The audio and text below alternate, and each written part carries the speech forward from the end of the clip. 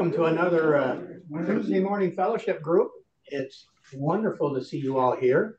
A little light compared to last week when we had rainy weather, so I guess rain doesn't keep us away, but the sunshine does.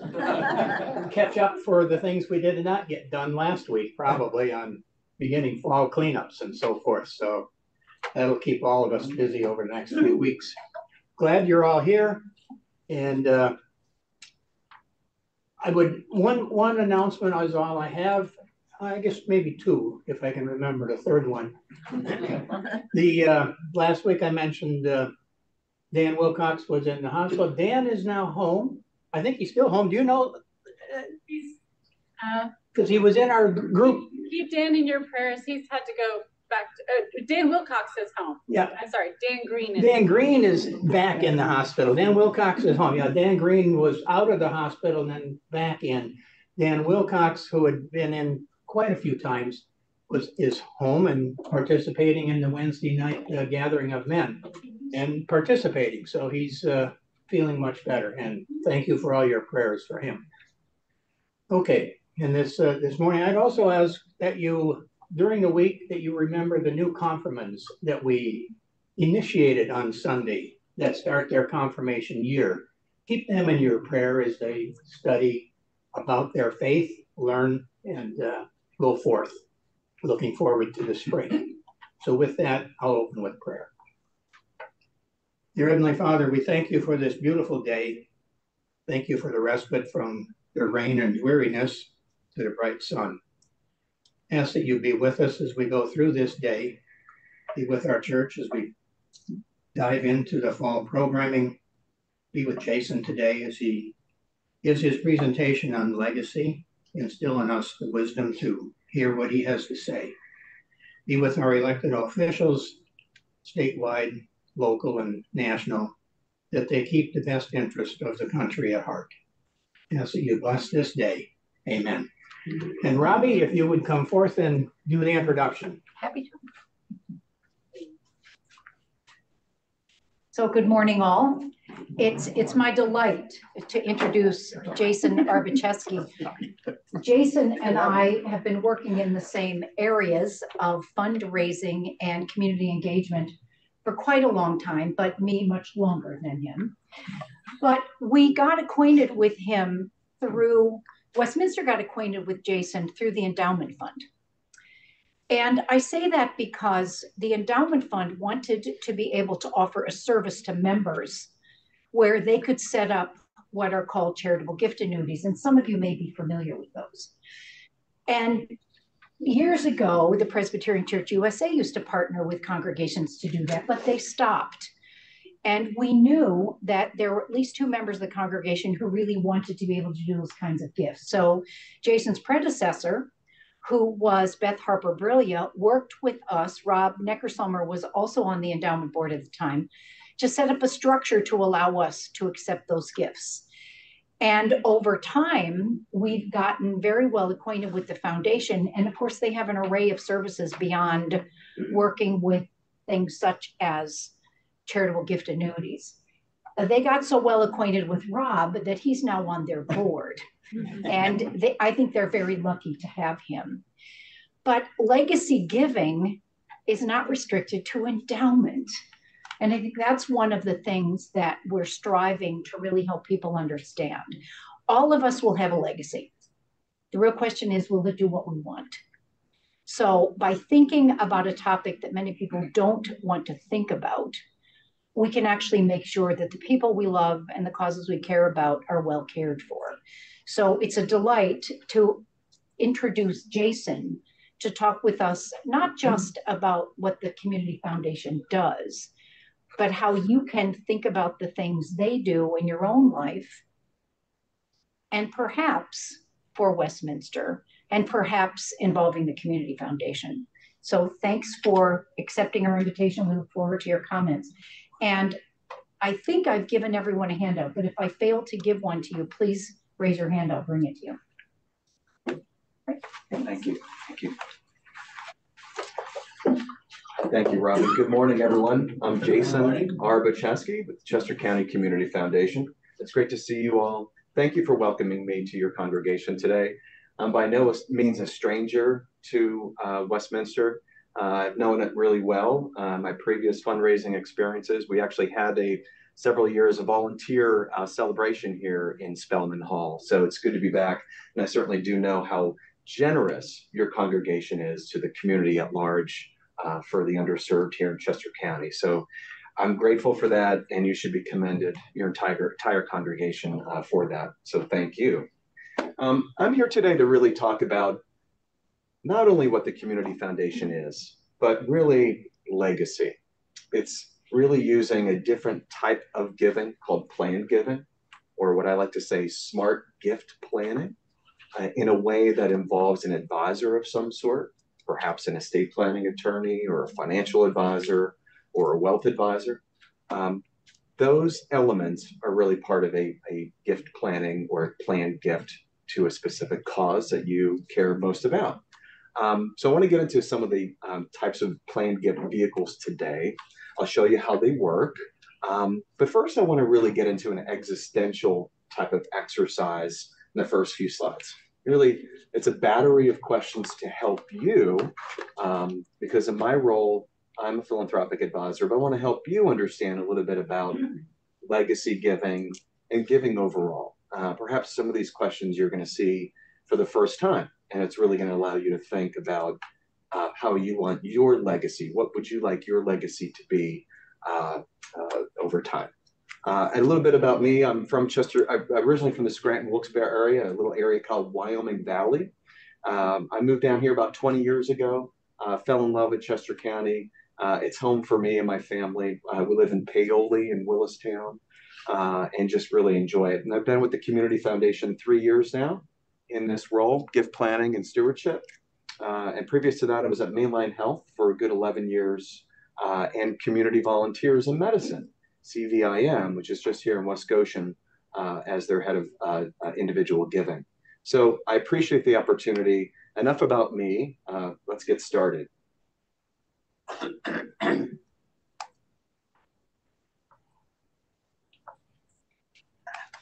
Advance the slide here. Sometimes it's been idle too long. Yeah.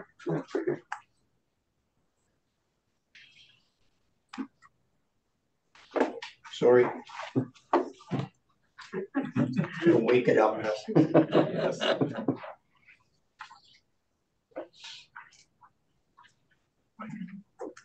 So while we're waiting for the computer to wake up, the Community Foundation's been around since 1994. We have our core function is really helping individuals and families and nonprofits foster philanthropy. We have 425 funds with us.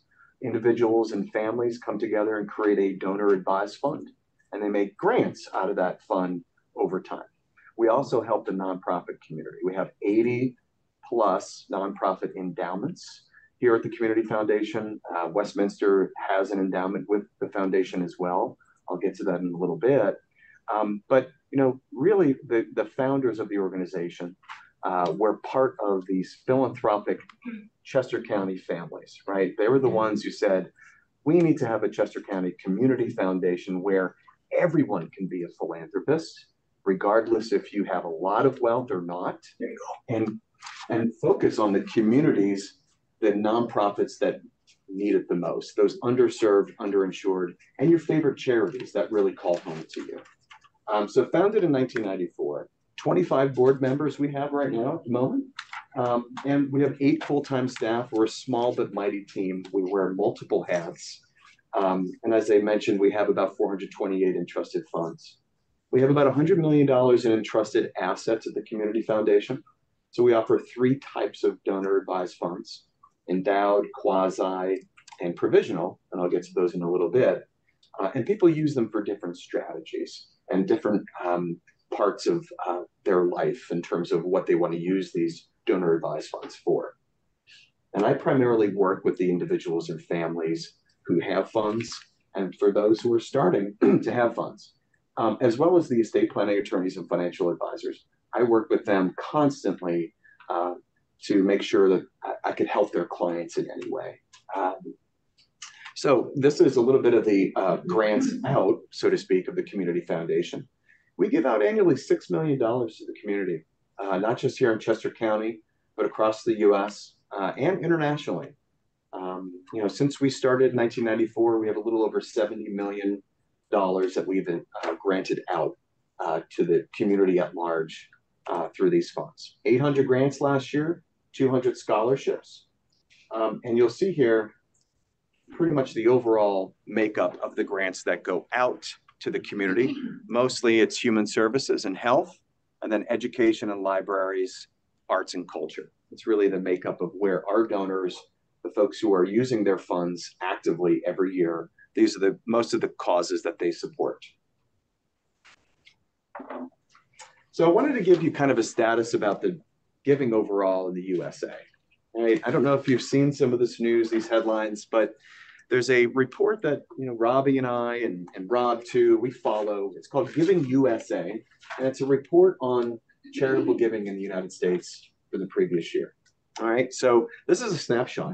You'll see here the big headline is almost $500 billion was donated out to charities from individuals and families. We're just a wealthy community in this country. We're so grateful and so lucky to be able to use what we have to give to others. But unfortunately, and I hate to be a downer here, but there's been a decline in giving. Last year, 3.4%, but there's also been a decline over the last 5 years in giving. And that's a little troubling for us because we like to see, obviously increases in giving. We like to see a healthy charitable giving sector. But there's reasons why. Obviously, because of the economy, recession talk. We are in a recession. But I want to share with you the good news. The good news is that 64%, as usual, come from giving from individuals and families. 21% is giving by foundations, 9% giving by bequest, and that's an uptick from the previous year, from 2021. And that's great. That's actually a good indicator that people are understanding planned giving and bequests in wills. I'll get to that in a little bit, but that's very good. And also the corporations gave a lot more than previous year. So this is a 3.4% increase than the previous year. Giving by corporations was 6%. And it's really going to religious organizations, human services, education, and healthcare, and foundations. Those are really the top there. But I thought it would give you an idea about the structure of charitable giving and philanthropy in our country and how it's going to kind of work with what we're going to talk about today. Before we begin with these battery of questions, I want to mentally frame what the definition of our understanding of wealth is. So these three images give you an idea. So gifts of assets are psychologically different than, say, cash, checking accounts, savings accounts. Assets such as real estate, stocks that you own. People are more willing to give from irregular unearned rewards than from regular work earnings. All right, I'll get to that in a little bit. But the bottom line is donors who have never made a gift from assets may simply never have considered giving from wealth rather than from spare income. All right, I'm going to frame that because we're going to define your charitable intentions. Let's deep dive and define your legacy. Defining legacy talks about a number of different things, but it's not necessarily tax advantages. They don't drive decisions to leave a charitable legacy. They're icing on the cake. But the basis for charitable intent are really these three things that I see. Religious organizations, philosophical organizations, and humanitarian needs. And what I'd like you to do today is we'll go over each of these questions. We won't have to answer them, but I want you to kind of think a little bit about each question as we go into the presentation. This is a good one. What is your first memory of giving, right? Was it a situation where, like me, is it at church every Sunday and your parents giving you the envelope to give and put in the collection basket, a way of giving back? Is it volunteering? Did you have an experience when you were younger, maybe at school, where you were volunteering and working at a shelter where it really moved you spiritually inside? What is your first memory of giving? Was it a solicitation, an appeal letter from an organization, and you wrote a check? And what was that connection? All right. Who influenced your giving? Was it someone, maybe a nonprofit leader that you heard speak? Was it your pastor? Was it somebody in the community who called to you and said, charitable giving, I really need to be there right now with supporting causes that matter to me? What motivates you to give if you don't give already? What motivates you? What is your favorite organization to support and why? And you better say the congregation here. I'm kidding. What are you most passionate about? What moves your spirit? What change do you want to see as a result of giving? A really good question. A lot of the generations after me, I'm Gen X, but a lot of the younger generations want to see tangible, measurable objectives and results in a nonprofit. They want to see what the nonprofits are doing. What is satisfying about your giving? What kind of satisfaction do you get out of that? And not satisfying, what don't you like about it? If you had $1 million to give away, how would you allocate it? Here's another one. Do you believe in giving publicly or anonymously? Does that matter to you? Do you like your name out there on a list or on a website or on a building? Or does that matter to you? Some people prefer privacy, some people don't. Is there a family tradition around giving?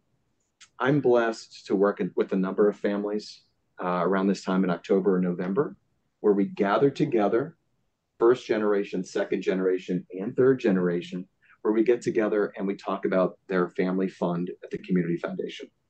And then we talk about charities that are brought forward by each of the family members, and then decided upon within about an hour meeting which charities will receive the grant from the fund. It's really fun because each generation is different. A tradition of giving usually occurs around this time. How are you engaging the next generation of giving? Do you have sons, daughters, granddaughters, grandchildren, grandsons? How are you talking to them about giving? How does your giving reflect the legacy you wish to leave? That's a good one. Now that we've talked about those questions, and I hope they really, one or two or three actually hit home to you, turning core values into action. So let's create an action plan.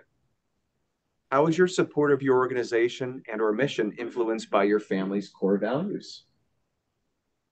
And what are the characteristics of the organization that address your core values? Is it mission, program, the constituents served, leadership, size of the organization? What would you like your ongoing relationship with the organization to be? You know, do you want that personal touch point by the nonprofit leadership? Do you want to go to their events? Do you wish not to have to be involved? It's really your prerogative. And this is where the action plan comes in. You know, I work with, like I said, individuals and families all the time. We come up with a core list of values. In fact, I'm going to do that this afternoon, meeting someone for lunch who just created a legacy fund. And a significant amount of gifts will transfer over when she passes. She's 93, but she wants active grant making now. So she's created a donor advised fund, and we're going to go through this same exercise. What are the core values? You know, from this list, we're going to develop a vision statement of her fund. You can do that too. You know, what causes do you want to support? What are your values? Take that vision statement and make it actionable in your legacy plan. Legacy plan really kind of means your estate plan. If you're actively working with an attorney, an estate planning attorney mostly, you can make this plan actionable in your will. You know, and then commit to the actions defined, review and revisit over time. You can change it at any time. It's nothing set in stone. Okay. Ah, yes, here's the good part. So plan giving. Basically, it's a process where you are planning for the future. You are able to create a significant gift for a nonprofit in your lifetime or at your death. And it can be part of your financial plan or your estate plan. So this section, I really wanted to call it Leaving Your Legacy. What are some really good vehicles that you may know about already or may not? But everyone can make a planned gift. Anyone, every adult, every giving level. This builds participation and loyalty in a nonprofit, I believe. And here are some types of planned gifts I want to share with you. The easiest planned gifts to make are charitable bequests and wills through your estate planning attorney and beneficiary designations. I always say this out to the folks in the community, even our nonprofit organizations who are really trying to create a legacy program in their organizations. And they always panic and say, Jason, where do I start? Where do I start? And I say, let's start with the easiest, charitable bequests and beneficiary designations. I'll get into these now. But before I do, I'm always throwing cartoons in. I always kind of Google and see what's out there with planned giving with cartoons. I do love them. I figure it would be fitting because it's about a month away, Thanksgiving. The turkey comes and meets with his estate planning attorney and says, with Thanksgiving around the corner, I thought this would be a good time to review my estate plan. And it's really true. This is what you can do. Of course, you're not the turkey, all right? And you're not talking turkey, something very important. You are actually meeting with someone you trust about your plans later in life. And I think that's very special. So here we go, bequests. Bequests are really the easiest. They're the most popular form of planned giving. How it's made is basically, a bequest is made by naming, for example, Westminster Presbyterian Church as a charitable beneficiary in a new will or adding a codicil in your existing will, all right? The bequest can be a stated dollar amount or percentage of your entire estate. I've worked with folks in the community over these last 18, 19 years in my career. Someone says a percentage or a certain dollar amount, it's entirely up to you. And the bequest language in the will should be this. Either I give X percent or dollar amount or the remainder of my estate to Westminster Presbyterian Church. I left that in there as an example. Or, as the Community Foundation has the Westminster Presbyterian Church Endowment Fund, I give a certain percentage or dollar amount or the remainder of my estate to the Westminster Presbyterian Church Endowment Fund at the Chester County Community Foundation. And we list the EIN number. So this is sample language that you can use. You can actually provide that to your attorney, and that will be helpful for them to kind of start the planning here. And this is a little illustration that we have on our website just to show you in images how it works. Us as the donor create the will or trust, and then we certainly allocate a certain amount to our family and heirs. That's what you want to do. And then the charity is here. And I put our logo here, Growing Philanthropy. So that's an easy one to understand. Beneficiary designations. Here's a fun one. IRAs, retirement assets, life insurance, employer-paid group life insurance, bank and security accounts. When you pass on, where does this go? Do you have a beneficiary for these? Have you thought about charity? There could be a significant tax savings here if you were to allocate a charity as the beneficiary of these accounts. Easiest, fast, everything's very online now. I've been told that it takes 12 seconds to actually create a beneficiary on your IRA account. I haven't done that, I haven't tested that, but it's the easiest to do. You provide the charity's legal name and tax ID on the beneficiary's form and turn that in. It's that simple. Your gifts of retirement assets. This is how it works. Another little illustration here. Simply name Westminster, for example, as a beneficiary of your retirement plan, in whole or in part. If you have children or other heirs, you can leave them stock, real estate, or other assets. But retirement plan gifts in whole or in part, you could do profit sharing. plans, 401k plans, 403bs. Simply naming Westminster Presbyterian Church as the beneficiary on this form is all you need to do. Sort of stole my thunder. Retirement assets, your IRA, 401k, 403b, or a qualified retirement plan. This is another tax smart way of supporting a charity at the end of your lifetime. The qualified charitable distribution, or QCD, that we hear so much about. This is a great charitable giving vehicle that I'm hearing about in the nonprofit community. It's part of your RMD, your required minimum distribution. But if you're age 70 and a half or older, you may be eligible to make an annual distributions of up to $100,000 per spouse every year, tax-free. And I'm hearing a lot on the road in Chester County of charities receiving these gifts, and they are transformative. They are. I mean, there was an organization up in Pottstown that I visited about 2 months ago, and they said they needed a health center built for, this is a little bit of a preserve up there. They needed a health center built, and they needed some funds, and a donor stepped forward and gave them $80,000 from their QCD to help them build this health center because they wanted to attract the younger people in the community to learn more about environmental preservation. So it was a win-win. That is just one example, but I'm hearing that a lot from other charities. I think some of the stipulations have changed from December, but I wanted you to know with our wonderful government that we certainly prayed for earlier. The Secure Act 2.0 was signed into law back in December, and it made some changes to the retirement account rules, and one of which is easing or increasing the RMD rules from 72 to 73 in 2023. Again, this is an opportunity for you to be a little bit more savvy with your giving. The thing is with QCDs, people have asked me, Jason, can I use that QCD to create a donor advised fund? And the answer is no. You can't create a donor advised fund with the Community Foundation, but you could create a field of interest fund where it specifically goes to charitable causes that are in a specific need, like housing, food access, or you could create a scholarship fund. If it's scholarships and awarding those scholarships to students and helping them foster their education, if that's something that's of interest to you, you can do that with the QCD.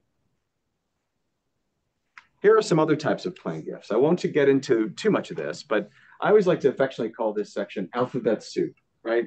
There's CGAs, CRTs, CRUTs, CRATs, the list goes on. But if you're in a position in your life where you would like income to come to you and then benefit the charity later, these vehicles may be of interest to you. I know the endowment fund at Westminster was created through a charitable gift annuity where it benefits the endowment fund, and then the income is paid out to the annuitant. So that's sort of like what the charitable gift annuity is. Charitable remainder trust, it's a separately invested and managed charitable trust that pays income to you or to beneficiaries you name for a term of years. All right. So if that's something that's of interest to you, certainly check out these giving vehicles. And the relationship with your advisor is so important. Your financial advisor is going to tell you what's the best option here, and your estate planning attorney is going to work with you on your will and your designations. Here are some other forms of giving opportunities, and I threw this in here because it's not technically plan giving, but it's perhaps what you already do, right? We give cash, we give checks payable to a nonprofit or Westminster. Online, you can make a seamless donation online, and appreciated stock. A lot of folks at the Community Foundation, our fund advisors, as we call them, like to build their funds over time. So every early December, we have a lot of stock gifts that people decide to sell and then place into their funds, so they avoid the capital gains tax. All right. So again, these are other creative ways of giving that you perhaps already do. Another beneficiary designation is a donor advised fund. Donor advised funds are very, very popular right now. The articles that are out there, there's so many now. A lot of money is held in these donor advised funds. There's Vanguard Charitable, there's Schwab, Fidelity, Merrill, community foundations. But the bottom line is, it's an opportunity for you to give, grow, and grant in a donor advised fund. You can make a contribution at the community foundation. We ask for a minimum of $25,000 to start. You get that immediate tax deduction, and then you have the opportunity for that donor advised fund to grow over time with our investment firm that we use. And this is sort of like a similar model with other community foundations as well. So once it grows, you have the opportunity to grant out the causes that matter most to you. And as I mentioned, I work with individuals and families on their donor advised funds, and we come up with a charitable worksheet. We affectionately call it Attachment B, but it's a charitable worksheet that shows documented fields of interest, nonprofits that over time serve as a roadmap for the next generation of advisors, the successor advisors, those family members who are now part of the fund. So it's a really fun model. Everyone asks me, how does it work? Show me an illustration. And again, the illustrations are so key because it gives you kind of centeredness in terms of how a donor advised fund would work. These are the types of funds I mentioned earlier, what the Community Foundation offers: a permanently endowed fund, quasi fund, and a provisional fund. These two here are invested in the financial markets, and 5% here, the permanently endowed, you can grant out by the end of every June 30, which is our fiscal year. And then the quasi fund, you can donate out 20% by June 30th. And the provisional fund is an interesting one.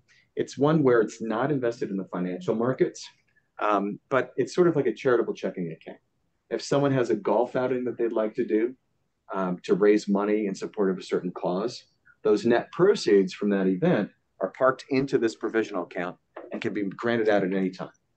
Or it could be a strategy where they don't want to move the money, they keep it here, and then they create either an endowed or quasi-endowed and transfer a certain amount from the provisional out to this fund. So it's really about what matters most to you and how you want to use it as a strategy.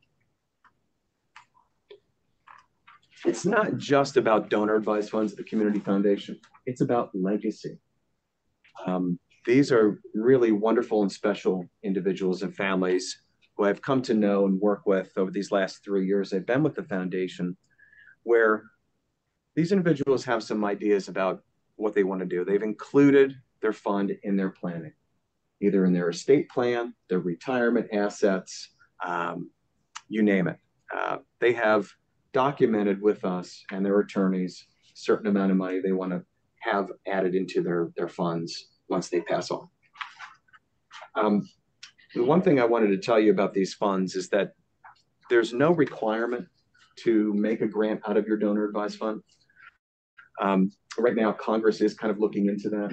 Even for the Schwab and Vanguard and Fidelity, you're not required to grant out within the fiscal year. I know Congress is looking into that because there's so many assets that are parked in donor advised funds right now. But hopefully Congress can focus on more important things than intruding on donor advised funds. But that's something to be watched for sure. But as far as the legacy goes, that's what we specialize in. And these are the actual real people here who are making some really great things happen now and then in the future.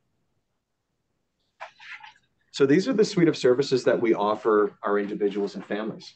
This is me and my team, where we're meeting with these individuals. We're saying, we can help you with site visits. We can organize your philanthropy, right? This person I'm meeting later, she showed me a stack of solicitation letters she's gotten from nonprofits she knows about, nonprofits she doesn't. Somehow she got on their list. But, she was just really confused and just needed help to organize the stack and the causes that matter most to her. So again, it's doing that due diligence checking. And that's what some people like about the foundation. We do some due diligence checking on the nonprofits. We look up their 990s, which they're required to prepare and provide publicly. We see how much revenues come in, what are their expenses, if there are any issues. The database we use is called GuideStar or Candid. And that's a really good tool. We're able to kind of find any flags that are on their profiles. So we offer the battery of services there. As far as Westminster Presbyterian Church's endowment fund's concerned, this is, I wanted to share with you basically what it is. It's a permanent endowment to support operating, program, and capital needs. The endowed fund was created in 2017, and there's a balance at June 30th of $135,182. Currently, as of just last week, the balance is about $128,856. You're allowed to take the 5% drawdown, which the church has done back in July of $6,759, and can be used for really anything. Well, actually, it goes in the endowment fund's spendable cash. Correct. Right. Correct. Yep. And then with the church's endowment fund and any nonprofit endowment fund that we manage, we provide a suite of services to the nonprofits to help them with their planned giving programs. It could be anything.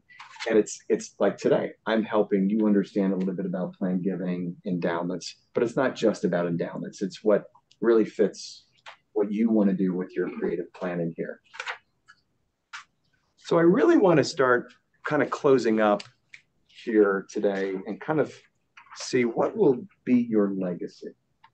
Does it matter to you? Some people tell me no. Some people tell me yes.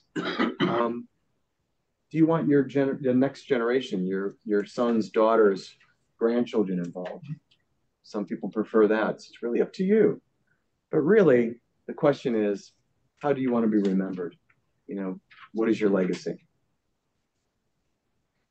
And this quote, I think, sums it all up in terms of planned giving and gift planning overall. This is a quote that really called home to me by D. Alton Trueblood, author, theologian, former chaplain to Harvard and Stanford University. And he says this, and it's so moving. A man has made at least a start on discovering the meaning of human life when he plants shade trees under which he knows full well he will never sit. The shade trees are your planned gift. You know that you're not going to sit underneath those shade trees once they start growing and get big. But the question is where legacy comes in and what your plans are now to help those shade trees grow. Right? So I would like to cordially invite you to come to our annual meeting. We have one every year. It's October 23rd. It's a Monday evening, 4 to 6 p.m. If you really want to know about the Community Foundation and what we do, and what we're like and who our donors are, please come. It's at the Uptown Theater in Westchester, and you can sign up on our website and that kind of stuff. So I just want to invite you to experience the Community Foundation more, but also aim high to benefit the future generations. You know, giving in our country is down. The next generation want to see tangible results, but there's distrust in our institutions, in our philanthropic institutions. And we need to get that back. We need to get that trust back. And I think we can. I really believe that. So that's my presentation. Anyone have any questions? Two questions. First one, on the early chart where you talked about donations nationwide, global, big picture, are down. Has there been any kind of intelligence put on the effect of the tax change that bumped the standard deduction dramatically higher than it was? Because that gave people an automatic reduction of income without distributing any income. That was so about 2 years ago, the charitable deduction was allowed. So $300 per person, $600 per couple, just for that year. I believe it was 2021, then it expired. And then on the philanthropic front, we have been trying to advocate to get that back. There is more of a national push now on the advocacy front, on the philanthropic point of view, to get Congress to pay attention to it. I can say personally, while working at CVIM, that people did itemize and wanted to give to CVIM, you know, their $300 or $600 per couple. And we saw a significant drop off with that. I believe it's part of the overall struggle like I said, with the recession, if you want to call it that, the economic issues, it contributes to it. But there is a big push to get that back because some of the bar graphs I've seen is just really striking in terms of people not wanting to give because of that deduction being taken away. So more to come on that, but that's certainly a hot button topic for us in the industry. My second one is just clarification. On basis for charitable intent, religious, philosophical, humanitarian. What's philosophical? I understand the other two. Yeah, I mean, philosophical could be, your organizations that focus on a certain philosophical standpoint, whether it's sometimes organizations cross over on the religious side and theological side. So I threw that in there because you may perhaps know of an organization, a charity that focuses on the philosophical side. But those three things, they're limiting. But I wanted to get you to kind of think about, what is your personal charitable intent? Is it religious, philosophical, and humanitarian needs, or is there more there? But that basically is the gist and the trigger for you to kind of think. And I'm glad you asked that, but it's really what your charitable intent is. We call it donor intent, but it's your intent. But philosophical could mean anything that kind of sidesteps religious organizations, and have an affiliation. So that include political? It can, if that's something that you're, yeah. Congress, excuse me, No, but the comment you made on Congress poking around on charitable, like the Vanguards to Fidelities, charitable advised donor funds. What are they looking at? What's their drive? A couple of years ago, CARES Act funding came out from the COVID-19 pandemic, and COVID funding came to the Chester County, and the Community Foundation was asked by the county to be the fiscal agent of those funds. So about $8 million transferred out from the Community Foundation, much needed to the nonprofit community here in our county.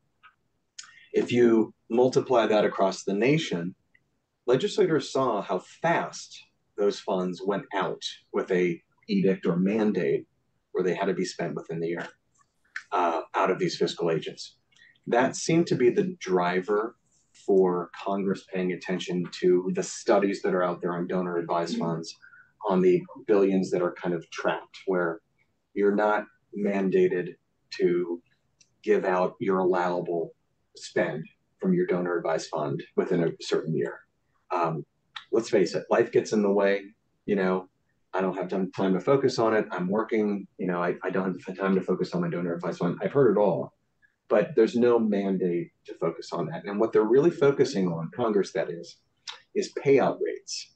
They're introducing payout rates of, say, 15% across the board. Community foundations, commercial donor advised funds, 15% to pay out of your allowable, out of your balance within the year.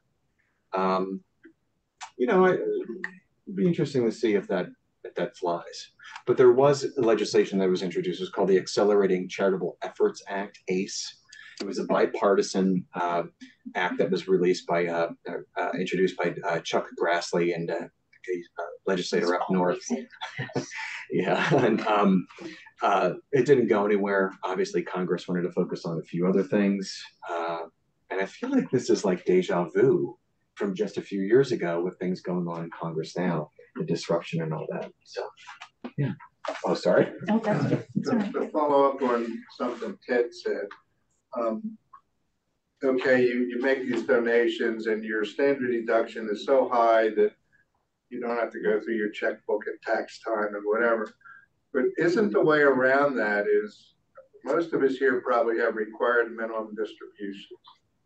So if, let's say I'm getting $10,000, I could give that to a charity and save, let's say 20% your marginal tax rate.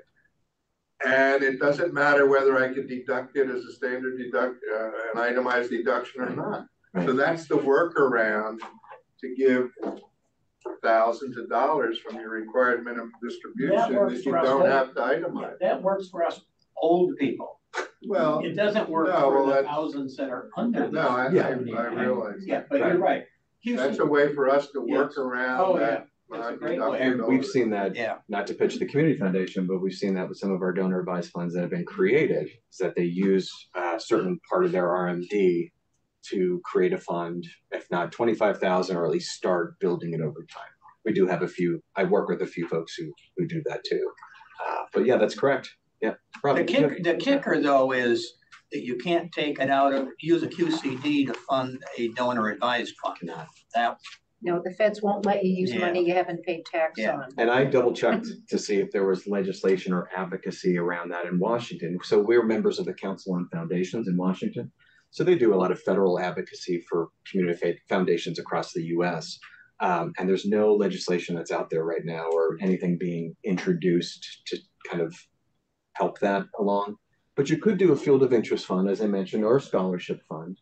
But that some people don't, that's not their bucket or their tea, so to speak. So, Robbie, do you have a question? Well, I was picking up on Ted's comment about philosophical. When you put that word up there, I jumped to the conclusion that it was, what's the philosophy of the organization doing the work?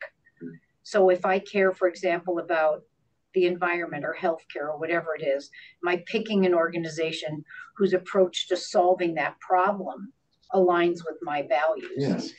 So that may not have been your point, but I thought it was a great one. No, I would use those words as triggers. So I'm glad that got you That's thinking. what it triggered for me. Yeah, good.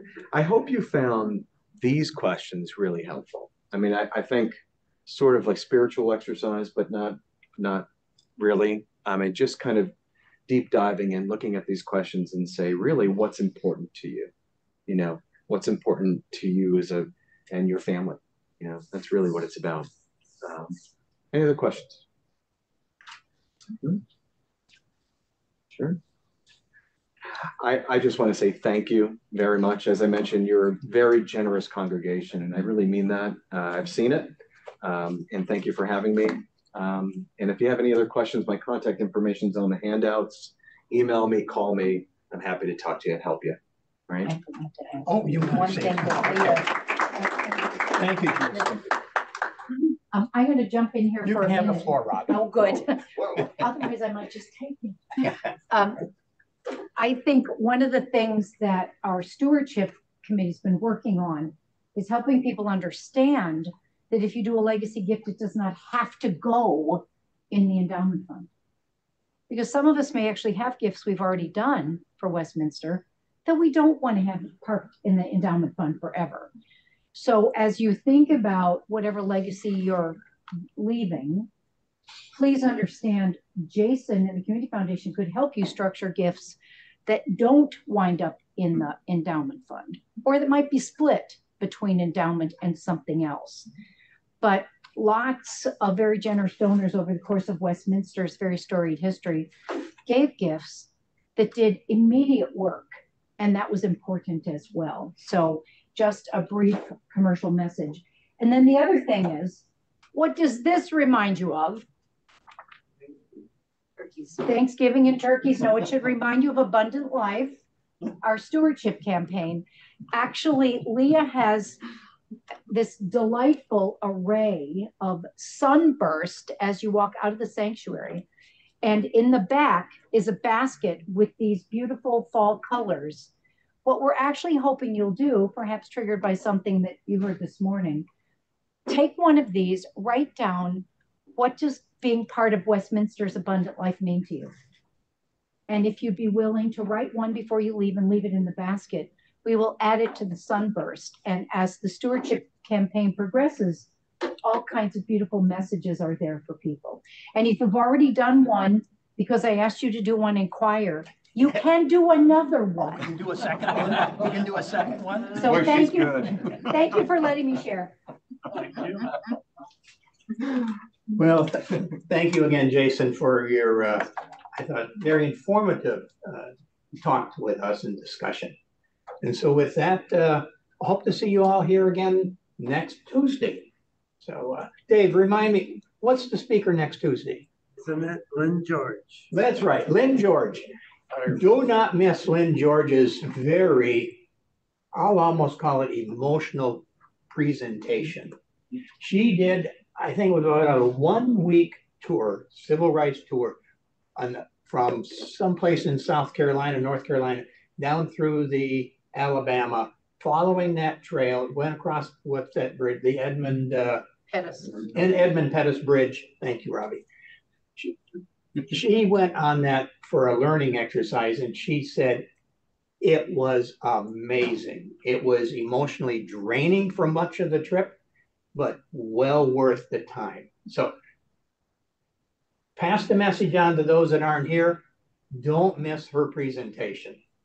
With that, have a great week.